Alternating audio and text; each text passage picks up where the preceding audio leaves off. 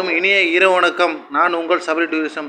பாருங்கள், சிக்கன் சாப்பிட்றோம், நாட்டுக்கோழி சாப்பிட்றோம். நாட்டுக்கோழி கறி குழம்பு, நாட்டுக்கோழி லெக் பீஸ்.